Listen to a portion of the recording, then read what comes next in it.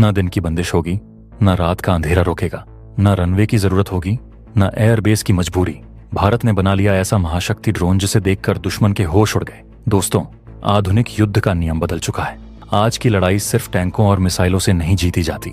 आज का असली युद्ध दुश्मन की ताकत को जड़ से खत्म करने का है। और किसी भी देश की हवाई शक्ति को खत्म करने का सबसे आसान तरीका क्या है? उसके एयरबेस को मिट्टी में मिला दो।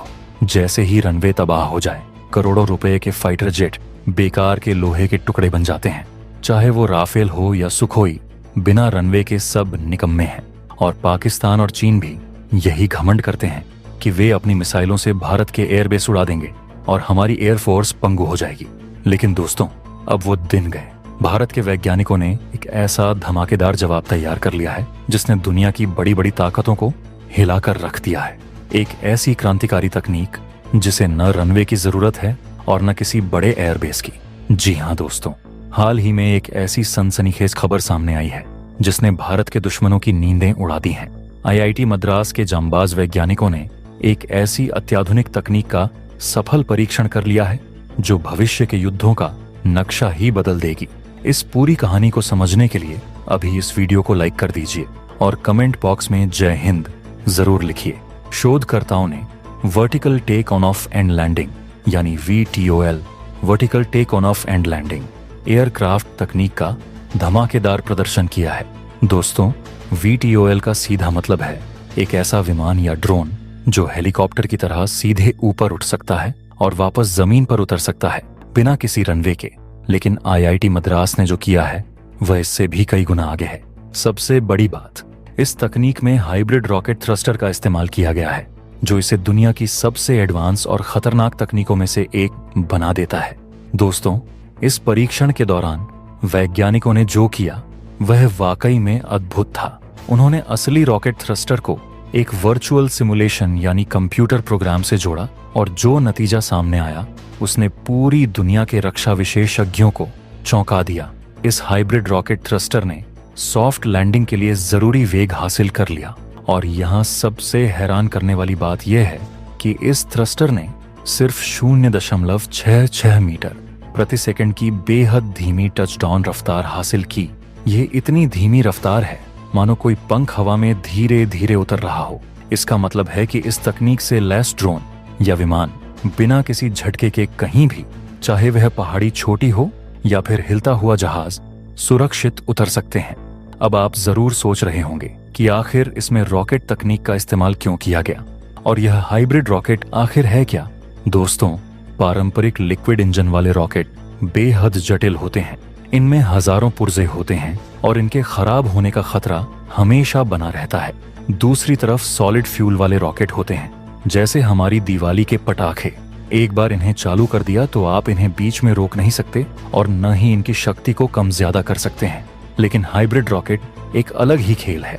यह सॉलिड और लिक्विड दोनों इंजनों की सबसे अच्छी खूबियों को एक साथ जोड़ता है।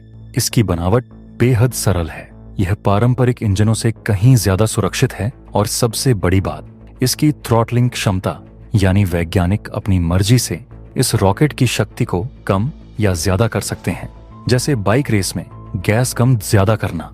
और सबसे कमाल की बात, इस परीक्षण में ऑक्सीडाइजर के तौर पर किसी खतरनाक केमिकल का नहीं बल्कि कंप्रेस्ड एयर यानी साधारण हवा का इस्तेमाल किया गया। ये इस तकनीक को इतना सुरक्षित और आसान बना देता है कि इसे कहीं भी कभी भी इस्तेमाल किया जा सकता है। आईआईटी मद्रास के एरोस्पेस इंजीनियरिंग विभाग के प्रोफेसर P.A. रामकृष्णन ने जो बयान दिया है वह दुश्मनों के लिए किसी चेतावनी से कम नहीं है। उन्होंने साफ कहा है कि जब यह तकनीक व्यावसायिक उपयोग के लिए तैयार हो जाएगी तो यह सिविल और मिलिट्री दोनों क्षेत्रों में गेम चेंजर साबित होगी। सोचिए दोस्तों, चीन और पाकिस्तान ने अपनी मिसाइलें भारत के गिने चुने बड़े एयरबेस पर निशाना साध कर रखी हैं। उन्हें लगता है कि युद्ध शुरू होते ही वे हमारे एयरबेस तबाह कर देंगे और भारत की एयरफोर्स जमीन पर बैठ जाएगी। लेकिन अब क्या होगा जब भारत को अपने घातक ड्रोन या विमान उड़ाने के लिए एयरबेस की जरूरत ही नहीं पड़ेगी? इस VTOL तकनीक से भारत अपने हथियारों को कहीं से भी लॉन्च कर सकेगा, किसी घने जंगल के बीच से, किसी इमारत की छत से या फिर किसी चलती हुई नौसैनिक जहाज की डेक से। यह वो ताकत है जो दुश्मन की सारी रणनीतियों को एक झटके में चकनाचूर कर देगी। और दोस्तों, इस तकनीक का सबसे विनाशकारी इस्तेमाल वहां होने वाला है जहां चीन खुद को अजेय समझता है। हम बात कर रहे हैं लद्दाख और हिमालय की बर्फीली ऊंचाइयों की। आपको यह जानना बेहद जरूरी है कि हजारों फीट की ऊंचाई पर जहां हवा बेहद पतली हो जाती है, वहां पारंपरिक हेलीकॉप्टर और ड्रोन के पंखों को उड़ने के लिए जरूरी उड़ान नहीं मिल पाती। उनके इंजन पतली हवा में हाँफने लगते हैं। चीन इसी का फायदा उठाकर अपनी सीमा पर बड़ी संख्या में ड्रोन का इस्तेमाल करता रहा है। लेकिन चीन एक बात भूल गया। जेट इंजन और प्रोपेलर को काम करने के लिए हवा की जरूरत होती है, लेकिन रॉकेट को हवा की कोई जरूरत नहीं होती। एक रॉकेट अपना ऑक्सीडाइजर खुद लेकर चलता है। आईआईटी मद्रास की यह हाइब्रिड रॉकेट तकनीक उन बर्फीली ऊंचाइयों पर भी उतनी ही शक्ति से काम करेगी जितनी शक्ति से यह मैदानी इलाकों में करती है।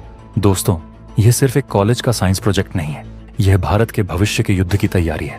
आपको यह भी बता दूं कि प्रोफेसर रामकृष्णन की लैब सीधे तौर पर डीआरडीओ और आईएसआरओ के साथ मिलकर काम करती है। इसका मतलब साफ है, इस तकनीक को सीधे भारत के रक्षा और अंतरिक्ष मिशनों का हिस्सा बनाने के लिए तैयार किया जा रहा है। जब भारत के पास यह हाइब्रिड रॉकेट वाली VTOL तकनीक होगी, तो हम अपने घातक ड्रोन को बड़े एयरबेस पर नहीं रखेंगे। हम उन्हें सैकड़ों अलग अलग छोटी छोटी जगहों पर छिपाकर तैनात कर देंगे। किसी इमारत की छत पर, किसी खेत में, किसी फैक्ट्री के गोदाम में। दुश्मन को पता तक नहीं चलेगा कि भारत का ब्रह्मास्त्र कहाँ छिपा है। और जब युद्ध छिड़ेगी तो ये VTOL ड्रोन एक साथ सैकड़ों अलग अलग जगहों से आसमान में उठेंगे और दुश्मन पर ऐसा चौतरफा हमला बोलेंगे कि उसे संभलने का मौका तक नहीं मिलेगा। तो दोस्तों, भारत के इस नए रॉकेट पावर्ड ब्रह्मास्त्र के बारे में जानकर आपको कैसा लगा? क्या आपको भी लगता है कि यह VTOL तकनीक चीन और पाकिस्तान के खिलाफ भारत को एक अजेय बढ़त दिला देगी? अपनी राय कमेंट में जरूर बताइए। और हाँ दोस्तों, अगर आपको भारत की बढ़ती रक्षा ताकत, नई तकनीकों और ऐसी ही जबरदस्त रक्षा खबरों में दिलचस्पी है, तो तुरंत हमारे चैनल को सब्सक्राइब करें और उस बेल आइकन को दबा दें ताकि आप हमारा अगला वीडियो कभी मिस ना करें। जय हिंद, जय भारत।